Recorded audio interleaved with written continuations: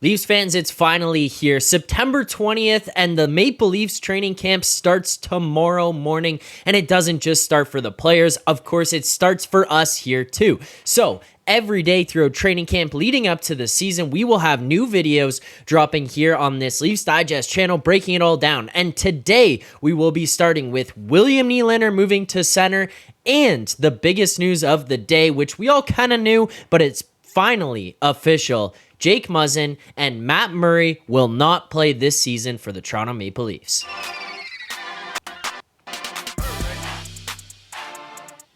What's up, Leafs fans, and welcome back to Leafs Digest. It feels good to be back. Training camp is about to get underway. All the players back in the city. We saw them doing their charity golf tournament the other day. Ryan Reeves with some funny comments, obviously, but that's not the big news. We're going to break it all down here throughout the course of this video today. Obviously, Nylander moving to center for camp.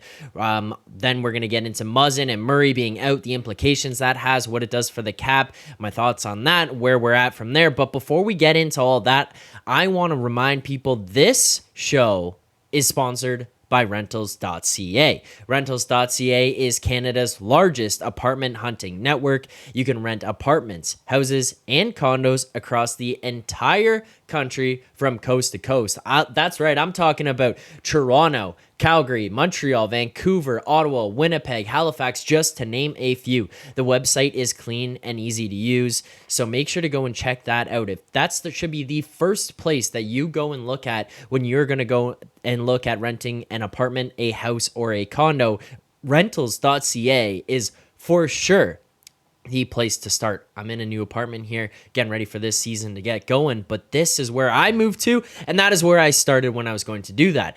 There is also a new contest that you can sign up for, or you can be entered into.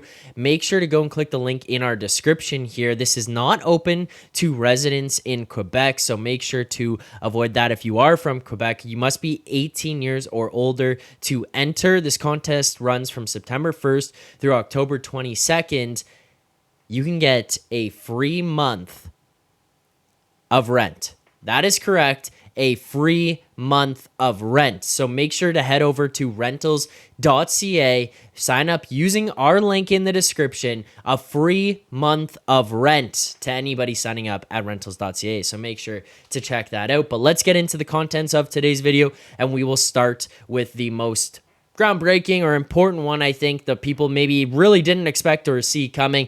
That is William Nylander is now going to be moved to center, and that is at least to start camp. So that is an announcement from Sheldon Keefe here as we're about to head into opening day. All the media day comes out. We're finding out all the new information about what the players were up to, what they ate, what they weigh now coming into camp. So we're going to hear about all that. But the first thing was William Nylander moved to center, and we learned that this morning from David Alter broke that. Says tomorrow morning at camp, that is where he's going to be playing.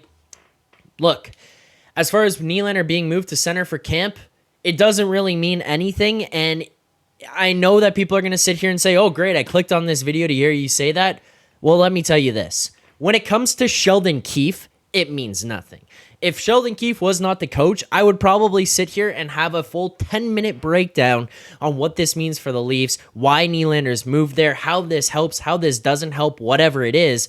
I'm not going to go too much into it because the honest truth is, guys, with Sheldon Keefe as the coach, this to me means nothing. Because you know what could happen by tomorrow night? Sheldon Keefe might move him away from center before the end of the day. And then you know what could happen again the day after that? Sheldon Keefe could move him back to center. And then the day after that, back to the wing. Sheldon Keefe, his lines, his positions, it means nothing. So publicly, right now, until I see any type of consistency, I don't care what Keefe has to say about lines, positions, nothing, because this guy just throws the biggest load of crock out there for people to read and hear about and see on the ice, and then all of a sudden, 5 seconds later, none of it is true. So Sheldon Keefe right now, to me, until I see anything different, maybe that was because of Dubas. Maybe it was because of how Dubas ran things and Dubas wanted things. I don't really know, but we're really going to find out here with Brad Treliving at the top of the chart there above Sheldon Keefe, whether this is a Dubas thing or if this is a Keefe thing with moving everybody around. What I will say and what I will dig into a little bit is the lines. I projected some of my own lines here today. Now there's one missing piece. So as we get into that and I break down my lines, my thoughts, I want you guys to comment below what you think the line should be. And if you think they should be what I've laid out, who's that missing piece? Because I've gone back and forth with it. So while you're at it, make sure to like, subscribe to this channel, and turn on notifications so you don't miss a single second of any video that comes out or live streams that happen here on this Leafs Digest channel. Make sure to do that. 81% of the viewers on this channel not subscribed to this channel. Guys, that's not acceptable. Come on, help a brother out. Subscribe to the channel, turn on notifications. Helps us get out there, helps us get bigger and bigger in the space, get faster and faster information, and continue to up production quality, obviously, to make better and better videos for you guys, as we already are the best place to find any NHL information. Leafs aside, this is the best place to do it, so make sure to subscribe here to the channel. But I mean, as far as the lines, I speculated, so you guys can let me know in the comments.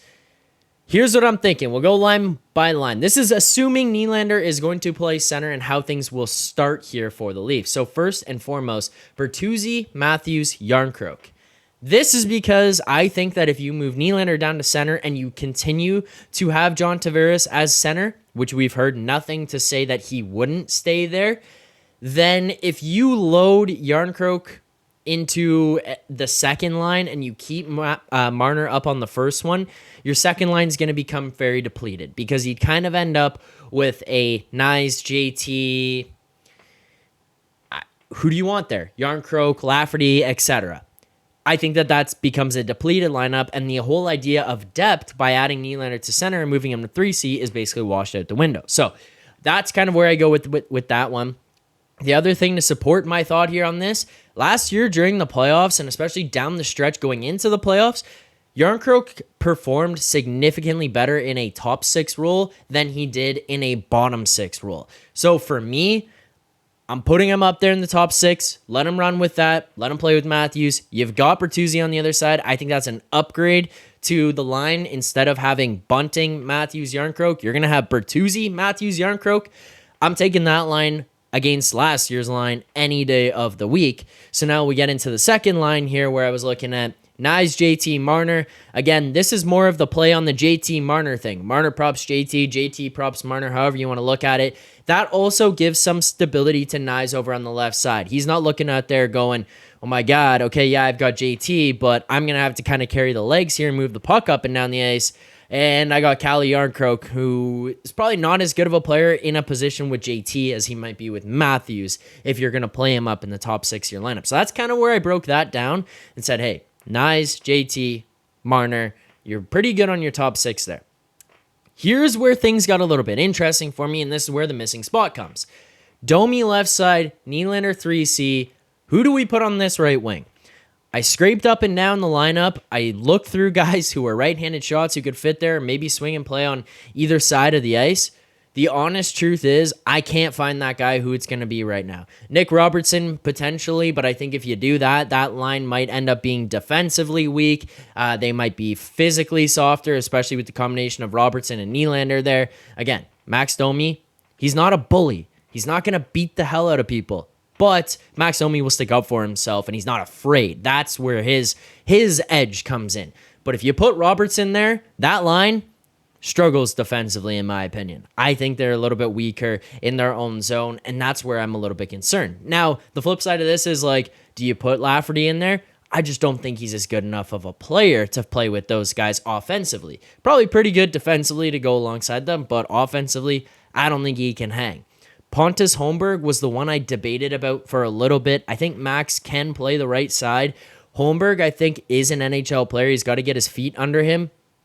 That's an interesting one to me because I think he could be a guy who's reliable defensively. I could see him slotting in there, maybe, but that would involve flipping Domi over. That's a confusing one. So let me know your thoughts below because the final one is obviously Ryan Reeves. And let's be honest, guys, I'm not putting Ryan Reeves on the third line. I love the guy in terms of personality, attitude, the kind of mantra around him and what he does and what he's going to bring. But in terms of being a third line right winger playing with William Nylander and Max Domi, no. To me, that is just no. I'm not doing that. So that's kind of where I'm at through 1 through 3. And then with that being said, obviously the third line right wing spot is going to be open. You have to figure that out. But that still kind of puts me in a position of Lafferty, Camp, and Reeves. So that would be my 4 lines. Let me know who you guys think the third line right winger should be. If you agree, maybe flip Domi over to the right side, put Holmberg in there. Maybe Robertson goes in there and you're okay with having a defensively weak line. But I will say this, before we move past this is my projection for how this starts. I got a hot take. Maybe some people are going to sit here and say, that's not hot. We've heard this before. We've had these discussions. This is how you're starting camp. I think this puts Nylander in a position where he's going to get to learn the center spot a little bit more, get comfortable with the Leafs system at center throughout camp. He already knows it as a winger. I think that's an important thing to remember here. He already knows it as a winger. He doesn't need to be getting into systems of the right winger position in camp. He knows it. He's been here for a long time. What he's going to get to do is, how do I play this as a center? The defensive responsibilities, get used to some of that, maybe go into preseason. I think there's a decent shot here that by the start of the regular season, William Nylander is your number 2 center, and John Tavares is on that left wing. It's going to shake things up a lot, and maybe move Nyes down, or maybe move Bertuzzi down, and Nyes goes up to the first line. I don't know, but I think there's a good shot here. William Nylander ends up as the number 2 centerman, and we see John Tavares pushed over to the wing. That being said, this also can open you up to the opportunity of JT plays the right wing and Nyes plays the left wing, or Nyes plays the right wing and JT plays the left wing. I think there's a lot of options, but I think if you can elevate him back up into a top 6 role where he's still playing center, I think that's the ideal spot to be. That's where I predict it to go. So I'll be interested to see how that plays out. Again, let me know in the comments your thoughts on that move and what might go on there. I'm interested to hear. But the final thing that we'll touch on in this video here today, it's obviously something we've got to get to.